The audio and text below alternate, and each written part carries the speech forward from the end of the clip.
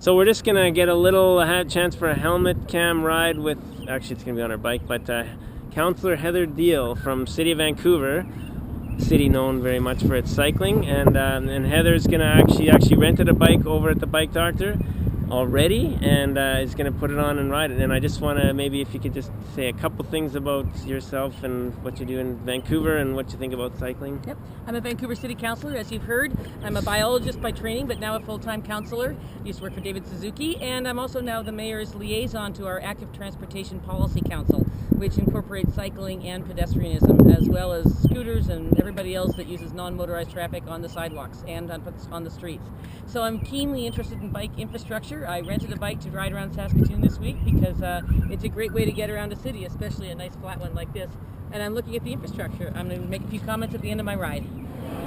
All right, so here we are at the Federation of Canadian Municipalities Conference, and I've got Ben Henderson, an esteemed councillor from Edmonton with deep roots in Saskatchewan, in our own arts community here, and we're just, because we're doing the bike and blog, I thought we'd talk a little bit about their experience with developing bike lanes. Here's Ben.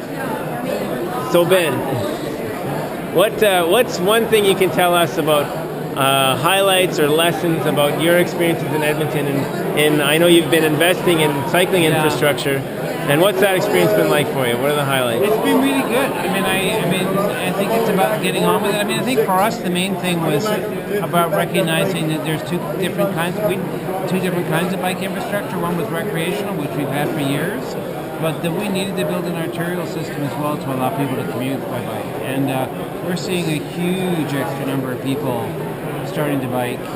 It's about getting them in. It's about creating a safe space for bikes, creating a place where it's clear what the rules are, both for the bikes, the motorists, and for pedestrians. And that's when you're going to see the pickup of more people biking. So we're really just at the beginning, but we've made some good headway in the last few years. I would say once you got the infrastructure in, though, you got to keep it maintained. So keeping it open in winter, keeping it clear of gravel and getting the gravel off the right of way. If you just put it in, it becomes a kind of secondary sort of space that you can ghettoize bikes to. You're not going to get yourself any further. You guys have had a few controversial spots where you've put bike lanes in and maybe you had some parking taken away or things like that. How has that worked out once it gets up and running? To some extent, you have to tough it out. You know, we've somehow got the luxury in some of these prairie cities in particular of creating this myth that parking spot in front of your house is yours. It never was, but as a result, people get very in a very specific area. Everybody thinks that bike lanes are a great idea as long as it doesn't affect them when their parking spot disappears. So there's been a bit of grief over that, but I think ultimately when you put it in, for the most part, people see the benefits pretty quickly, and you can get your way through that. I think the other really interesting part of it too, there was a lot of worry in certain ones that traffic would speed up, or these roads are already dangerous enough to begin with. One of the happy things that we found actually is that it actually does slow traffic down, that people are a little bit more aware and more careful. I would also look at what time of year you put them in. You know, putting them in November creates more frustration than you probably need, and you need to think about how you roll them out for people and how much input. And you know, people don't pay attention to what's going to be happening until it shows up on their doorstep, and then they go, "Why didn't you ask me?" And in many cases, we have asked, but nobody thought it was going to be affecting them. So. All right, so now we got Brian Pincott, Calgary alderman, fellow Prairie City. We're just talking in Saskatoon. It's Bike and Blog Week right now, and so there's a bunch of people out there cycling and blogging about their experiences. This is a helmet cam. Yes. And I thought, hey, why not ask a couple of other councillors who've been involved in this sort of issue of getting their cities more fitted out to cycling about those experiences. Ben just shared a little bit. Any highlights, sort of pieces of advice from Calgary, which I don't know if a lot of people would think of as a cycling city? Well, it's interesting because we just, on Monday coming, our new cycling coordinator starts. Excellent. We are the first city in Canada to have a cycling coordinator, which is quite something. And we just put $30 million in our budget towards cycling infrastructure over the next few years. So pretty significant stuff. You know, the big thing that we did was we developed a strategy. What does it actually look like to start putting in? I was going to say put in cycling infrastructure, but actually it goes beyond that. What does it look like to support cycling as a means of transportation? Because it goes beyond where do you put bike lanes. It goes to how do you encourage buildings to have shower facilities and change facilities and secure bike lockups. Where do you put bike lockups in the public realm? How do you integrate it well? How does it integrate into transit? How does it integrate into the pathway system? So that's a strategy that we developed, and then now we're putting it all together, start putting it on the ground. And we got a coordinator who's just starting. We get him from Tucson. Oh, wow. I think we got him from Arizona. So 30 million over 3 years? Is that what you said? Over 4 years. 4 years? Yeah. And you have a master plan for the city that you're working off now? Yeah, we have a master plan. It's starting in our downtown. We're actually moderately good at being able to get people close to the downtown in a safe way.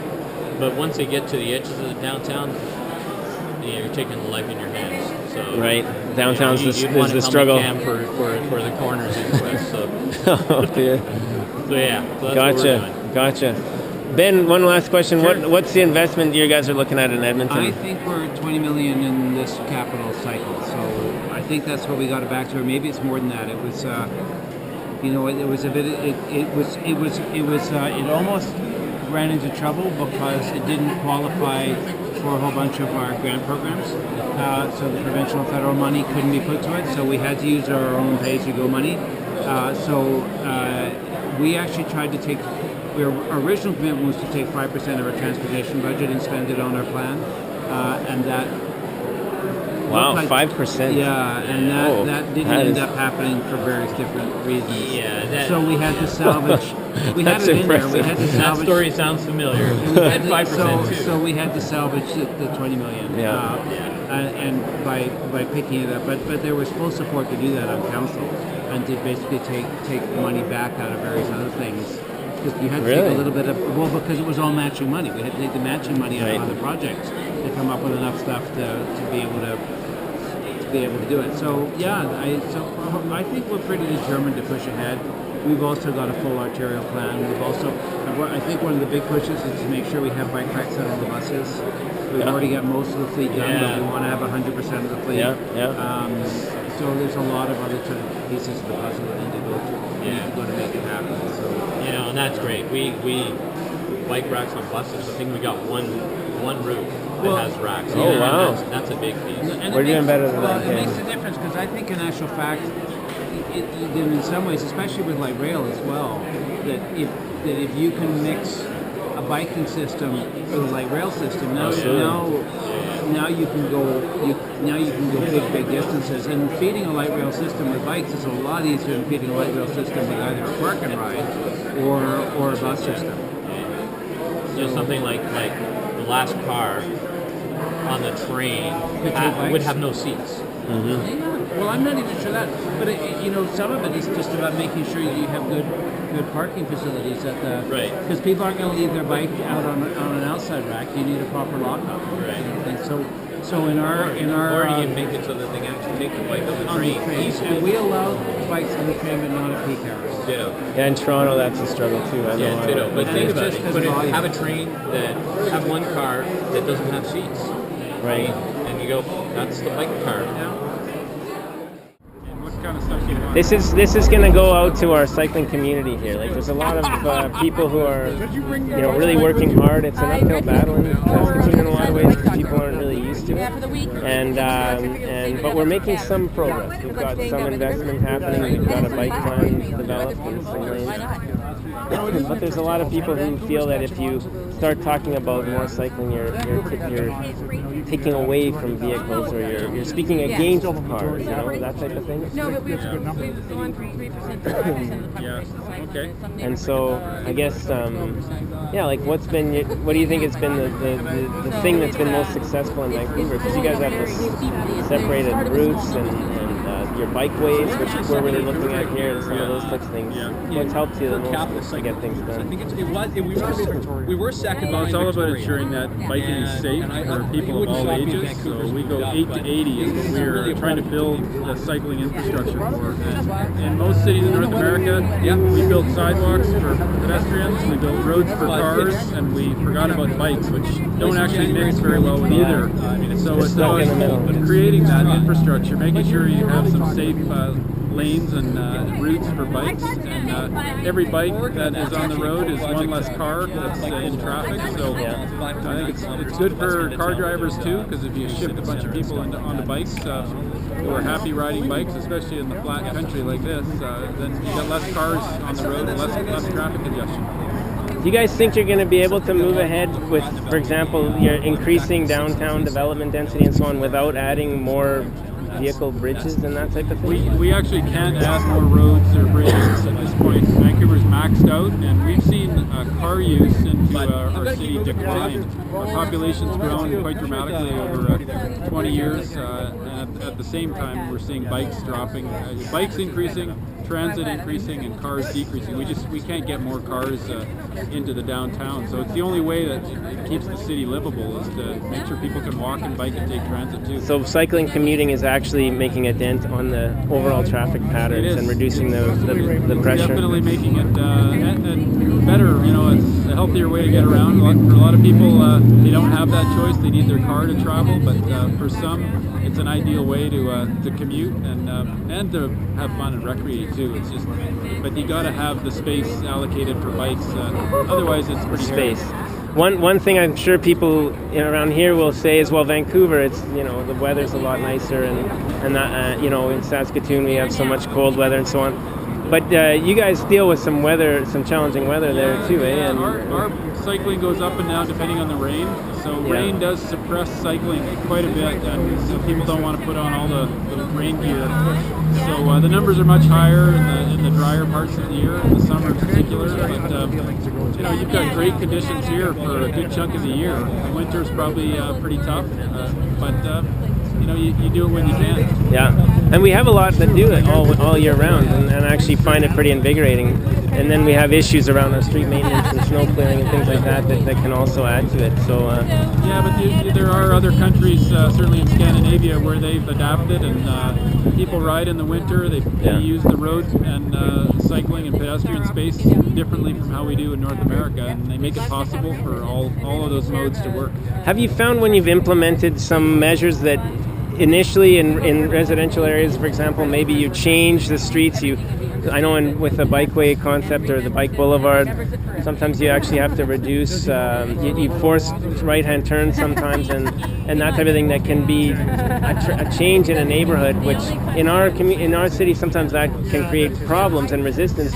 How do you work through those types of things in neighborhoods? Well, changing traffic patterns is never simple or easy initially, but people get used to that pretty quickly. And parking is a big issue in Vancouver, and for small businesses particularly, and that can be a challenge. So we've worked very closely wherever there's potential impacts and changes.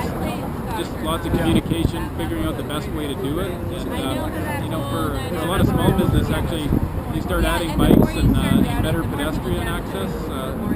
It actually improves business. That's what's been demonstrated in a lot of cities. Right. It slows the traffic down a bit, and you can lose some of the parking, but it gets more people moving through that corridor. So there's pluses and minuses. You just got to work through and do it the best you can. So once you get it in, it tends to work. People tend to adapt to it. There's an initial resistance and concern about the change, but it's like that with any kind of traffic change. If you're dealing with roads and parking and sidewalks, everyone needs to adapt. But it's all about making the city more livable and making it possible for people to get around.